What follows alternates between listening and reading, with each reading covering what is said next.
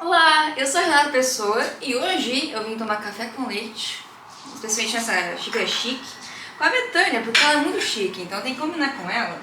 E ela é produtora cultural e também é curadora das artes visuais e literárias, ou seja, essa mulher é tudo.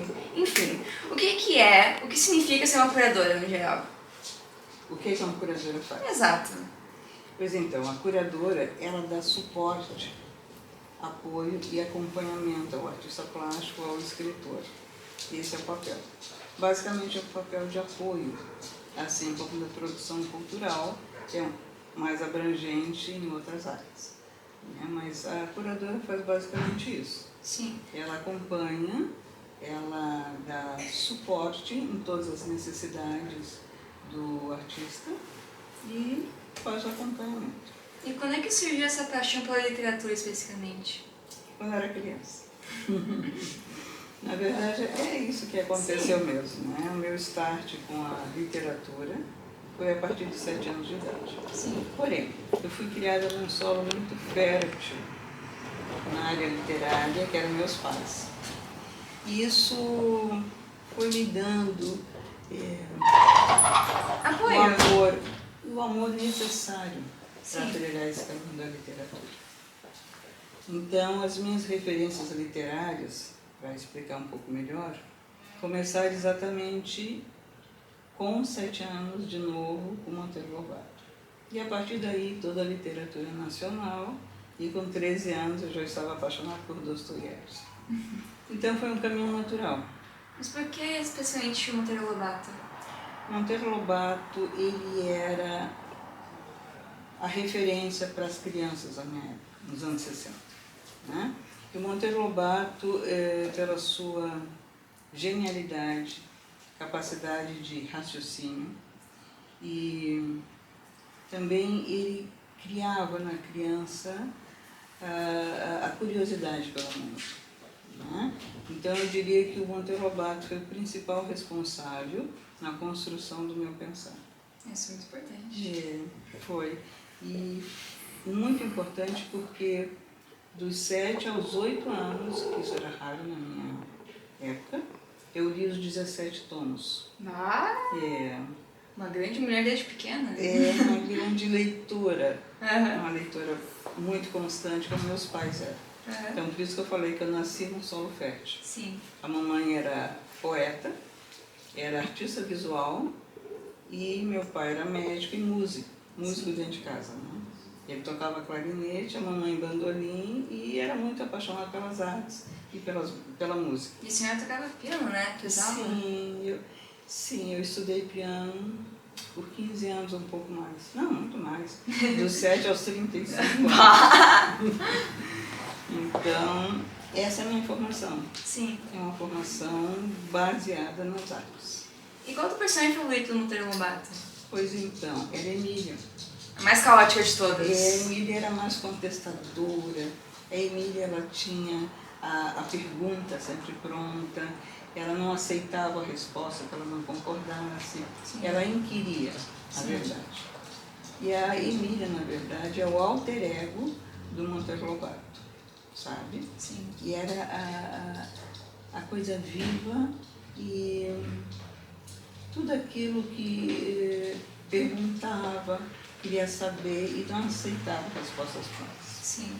É que uma criança deve ser. Exato. E o que fez tu querer estudar mais a fundo a literatura, como ser professora, por exemplo? Sim, eu vou dizer que começou lá no início e toda a caminhada da minha vida. Sim. Eu sempre fui apaixonada por literatura. Literatura, poesia, tudo muito cedo. Então foi um caminho natural, Renata, sabe?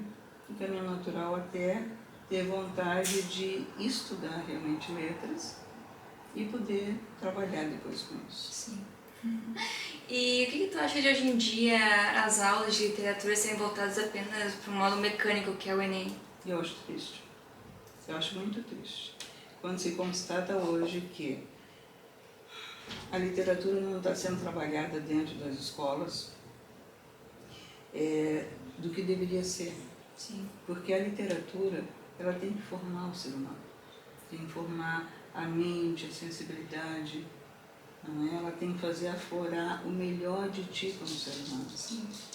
Ela tem que formar a tua capacidade de raciocínio. Sim. E se ela é dada só dessa forma, para um vestibular, para um Enem vestibular, isso é muito triste, é muito pobre. Sim. Eu fico estarrecida. Ver mecânico, uma obrigação. E tu não aprende nada, na verdade. Tu não aprofunda. Só aprende de uma forma que nem matemática, fica igual. Coisa triste isso, né? Por exemplo, é tanta riqueza na nossa literatura, né?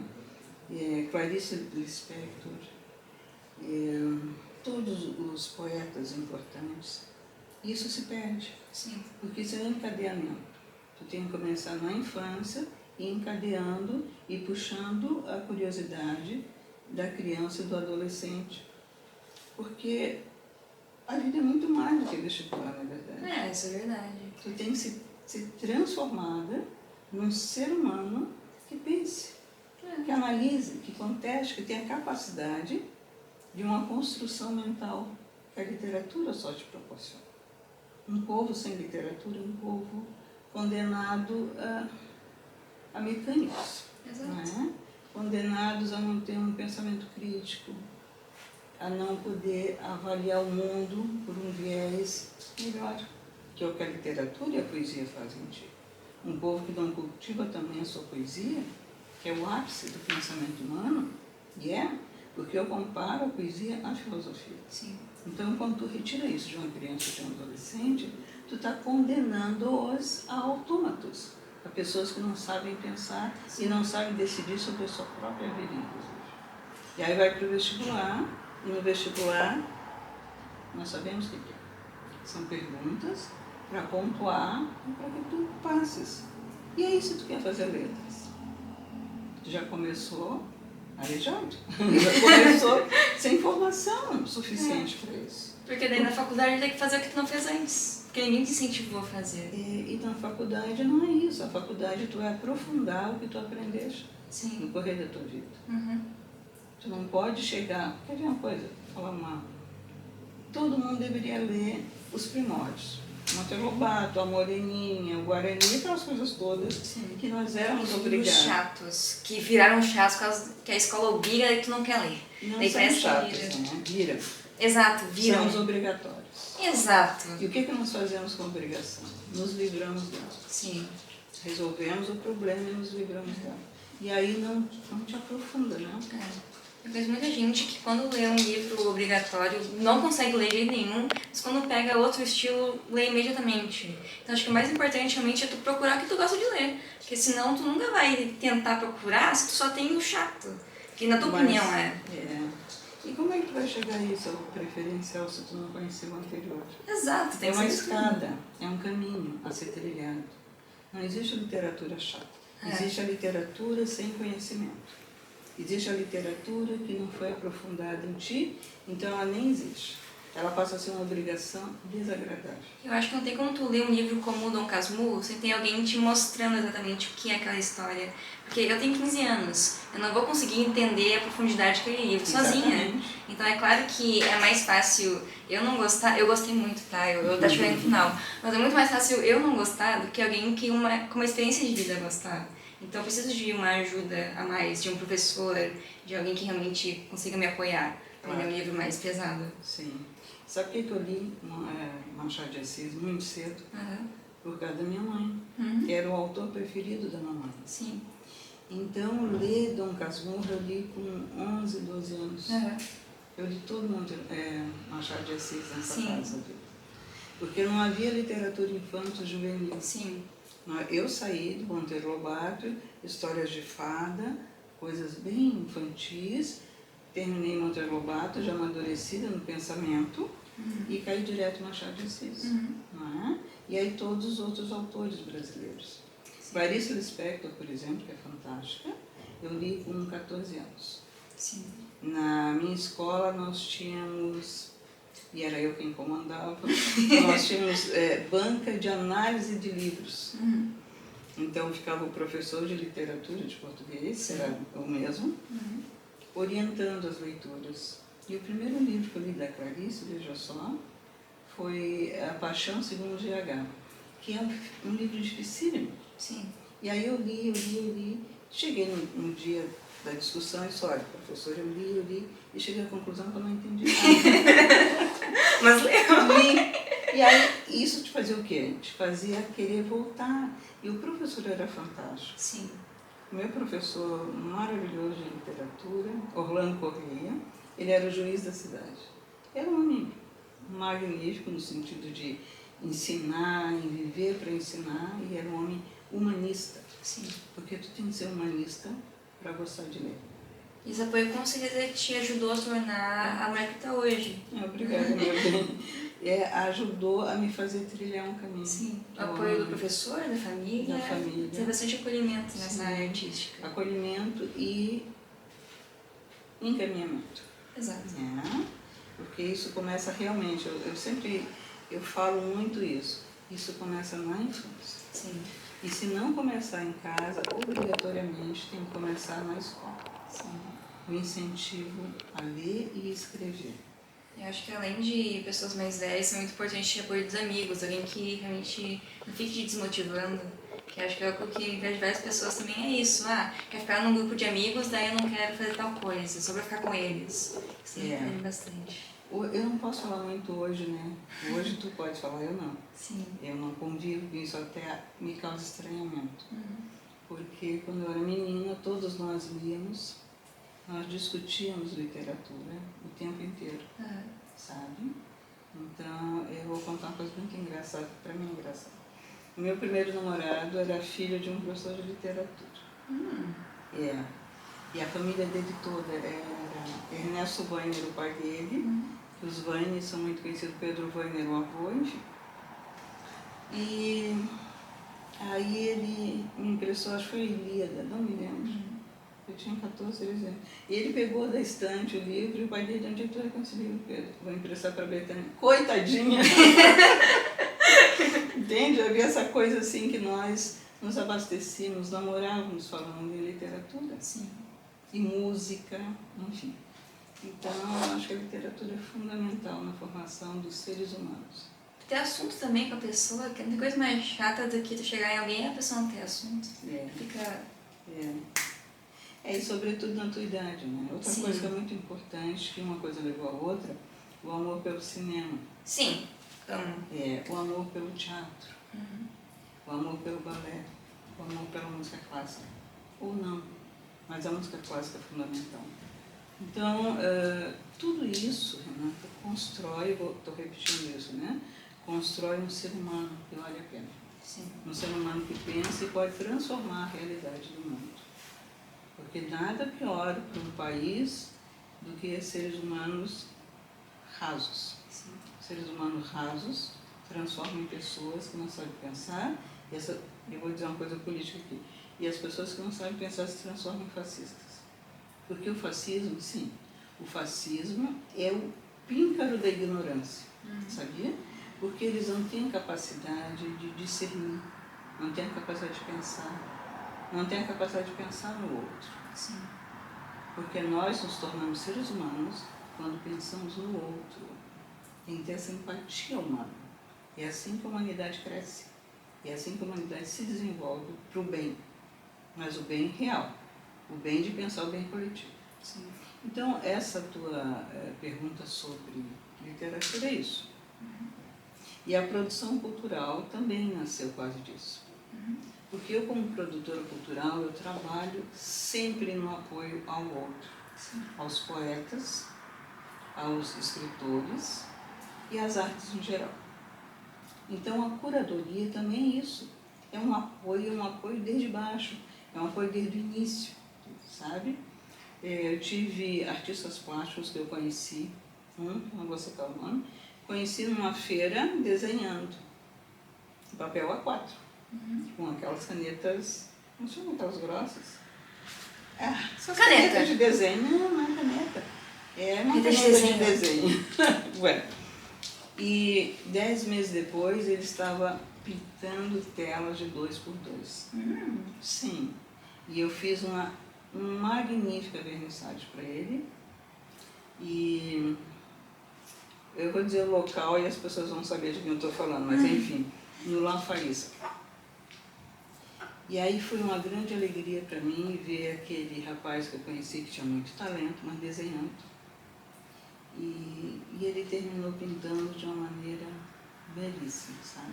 Não pintura figurativa, sabe? Era quase um abstrato, mas maravilhoso. Então esse é o papel do curador.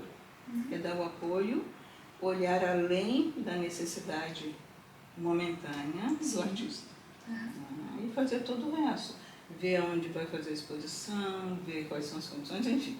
Esse é o papel. É sempre de apoio. O meu papel, eu nunca sou protagonista do meu trabalho. Aqui está protagonista. Eu nunca sou protagonista, eu sempre dou apoio.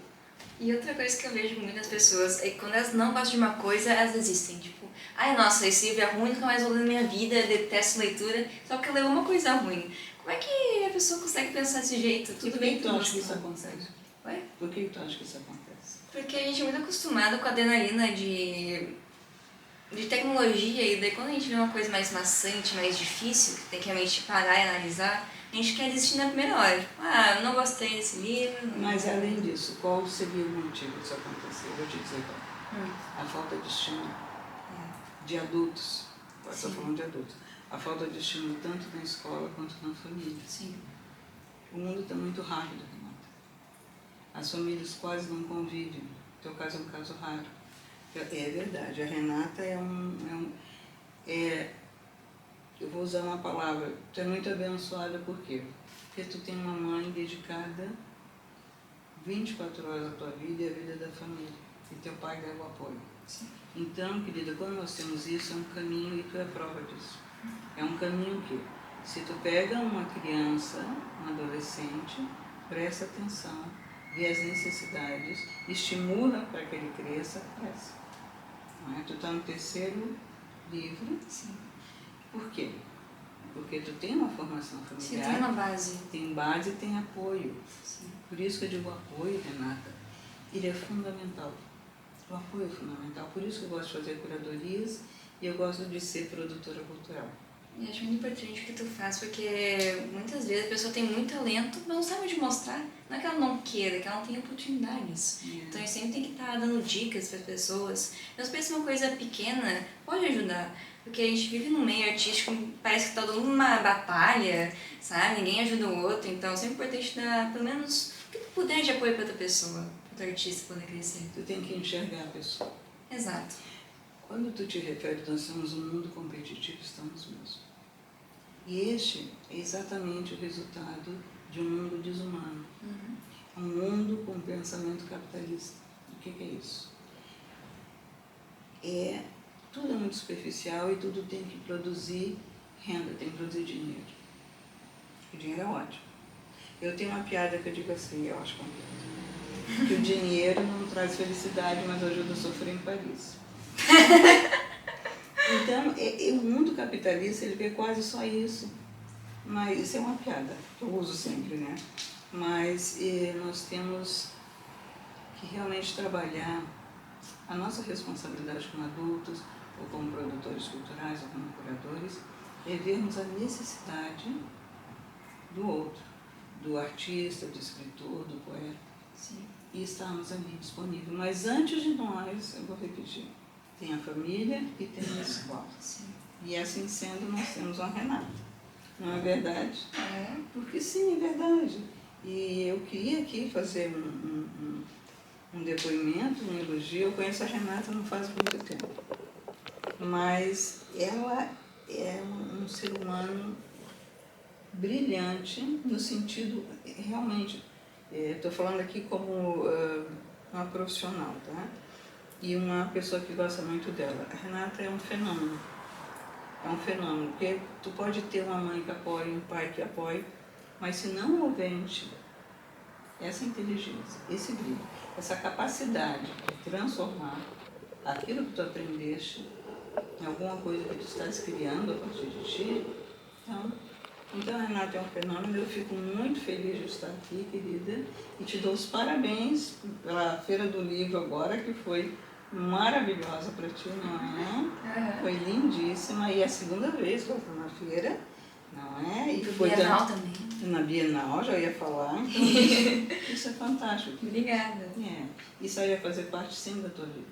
Tu não vai ter 15 anos para sempre. Mas tu vai... que pena. Mas a idade vai nos dando coisas maravilhosas também. E essa base tu já tens. Que é a base do amor, do crescimento, do incentivo. Eu apoio de vocês também que me acompanham, tanto daqui no canal, quanto dos meus vídeos na outra rede, enfim.